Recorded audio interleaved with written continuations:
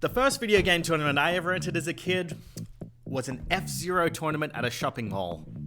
Way to rub it into my generation, guys!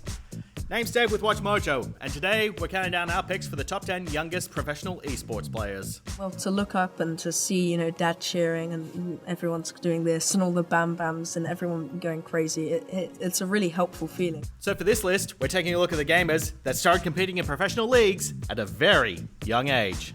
Let's begin. Definitely a lot of good competition here this weekend. Unbelievable teams have formed during this off-season. And Number 10, Tae Ja. Choice here by Tae Ja somehow turns around into a win.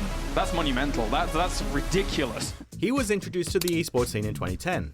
At age 15, he wasn't met with a lot of fanfare, and it took young Seo a year to start gaining notoriety for his skills. Despite being signed at 15, he didn't actually appear publicly until 2016. He had a rather good career, but was shot into a stratosphere when he joined Team Liquid, and started winning tournaments. When Heart of the Swarm came out, Tae Ja switched to playing that found more success, but had to briefly go on his hiatus to complete his military service. In 2018, he made a triumphant return to Team Liquid, still a major player. Your champion once again, ladies and gentlemen. Give him a huge round of applause. Liquid Tae Ja. Number 9, Zzitai. Goes out to save Insect. He Q's to the tower. Might not be enough. Flash auto in Zzitai. Though he briefly retired when he was 21, Lu Zihao started out young playing League of Legends professionally at age 15. He made his name thanks to his versatility of his gameplay, using a variety of different champions and mid laners that you wouldn't necessarily see there normally, like Jace. He's also been celebrated for comforting his fellow teammates despite their highly competitive and stressful setting of a tournament. Now back on the scene, he plays for a variety of prestigious esports organizations, including Invictus Gaming and Royal Never Give Up. Target to get close enough. The knockup gets done. Kakao goes in. He finds Death. He doesn't have enough. He goes down as Clearlove continues to kite it out with Mako. They're chasing. Number 8, Zai. A lot of people are talking about how could you give up, possibly competing for millions? You're really good right now. Why would you quit? If you don't play competitively for this long, you're going to get worse. Native Swede Ludwig Wahlberg is one of the best Dota 2 players in the world, and has played consistently since winning DreamHong at the young age of 14. While he started out playing Heroes of Newerth, he made the switch to Dota easily and quickly started making a name for himself. He's been part of the many decorated teams in the past, including Sad Boys and its successor, Evil Geniuses, the former of which was undefeated at the ESP Shock Therapy Cup. He spent most of his career with Evil Geniuses, but has also played for big groups like Team Secret and Optic Gaming. He was so young at the time of signing that he had to take a break to finish high school. Illidan gives up his life, it seems, to be able to give the Mega Creep. Now they're actually jumping forward. Puppy's going to go down to God. At the same time, Illidan will be right-clicked down by S4. Number 7, Life. And he goes up against the foreign hope in this tournament. And I say foreign because he is a master of foreign tournaments. He was 14 when he started playing StarCraft 2 professionally, but after just a few years, Life found himself infamous for an entirely different reason. He got convicted of match fixing in 2016. After becoming a prodigy, winning difficult tournaments as soon as he was eligible to compete, it was sad to see him go down this road. Life was just one of many players who were found to have been involved in the match-fixing scandal, but Life was still sentenced to 18 months in prison, and a lifetime ban from competing in StarCraft. I don't think that was his intention when he took on the name Life. Life will be a 2-time industry master, the second player to achieve that, right behind CJ Hero. Number 6, Creator. But it looks like True, I think he's lost a lot of those valuable air units now. His Overlord's trying to get out of there. True is one worker. He made his first professional appearance at the age of 14, when he competed at GSL May in 2011. Though he got beaten frequently during these early matches, he slowly started to prove his mettle by defeating seasoned pros like Lennox. This earned him a reputation as one of Prime's best players, able to secure difficult victories for them. He played for Prime for a few years, but since 2015, he has been playing Protoss for Jin's Air Green Wings. In his time on the scene, he's won huge prize pots, coming first in huge tournaments like WCS 2012 in South Korea. Wow, what a game. What a game. What a way to unfold this series. I mean, that's the most true series that I've ever seen. We've seen Queen Niduses, we saw just a little bit of everything. Number 5, Pistola.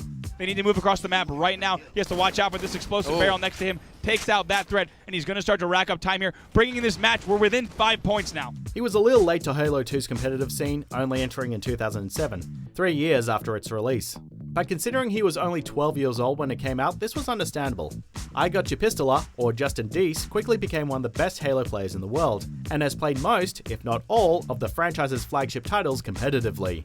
He played for most of the biggest esports teams during his career, including Optic Gaming, Cloud9, Ambush, and as of mid-2018, Team Reciprocity. Deese is easily one of the most valued Halo players anywhere in the world, and has been for over a decade. I'm going to just watch up top, I'm going to help out my teammates, and you can push to me, buddy, because I got sword snipes, and I'm making everyone pay. Number 4, Maru. And then Celawera is 27, which means 26 Korean age, which means he is twice the age of this kid. One of the youngest professional StarCraft 2 players in history, Maru is easily one of the best players in the world now. Despite his young age, he was there since the beginning, competing in the very first StarCraft 2 league for Prime. Slowly but surely, he started competing in tournaments outside of South Korea, including going to Cologne to play at Gamescom in WCS, and he has now made a name for himself as one of the best Terran players you can find. Still going strong after years in the business, Cho Sung-Chu has more experience than most. That should be game. Yeah, I could actually imagine Trap just tapping out here. Yeah. There it is, GG. Number 3, Mr. K-Cool.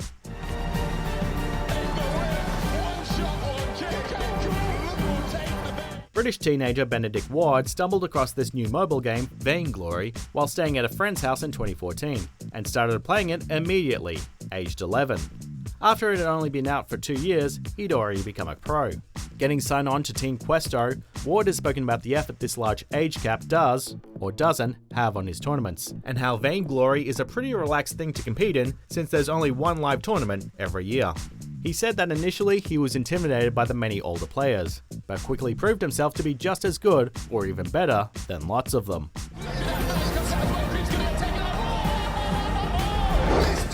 Number 2, Mongraal. For many of us, Fortnite is the length of time you spend on your holidays every summer. But for millions of young people, it's the hottest video game on the planet right now. The biggest game in the world has a rich competitive scene, and is enjoyed by people of all ages. So it's no surprise that Fortnite boasts one of the youngest pros of all time. British teen Carl Jackson made history when he got signed on to Team Secret at age 13. His teammates didn't even initially realize he was so young when he started playing with them. Mongraal has only gotten better since then, and as of July 19th, is a member of FaZe Clan. But being so young means he still has a 9 o'clock curfew despite his talent. For now, Kyle is doing what millions of boys dream of, playing games and potentially making money for doing so. Before we continue, be sure to subscribe to our channel and ring the bell to get notified about our latest videos. You have the option to be notified for occasional videos or all of them. If you're on your phone, make sure you go into your settings and switch on notifications.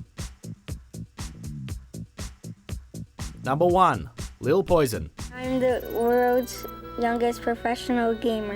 Where'd he go? No! The youngest pro gamer of all time began playing video games extensively at age 2, earlier than a lot of kids learn how to talk, and started competing at age 4. He was signed on to a gaming league and officially became pro.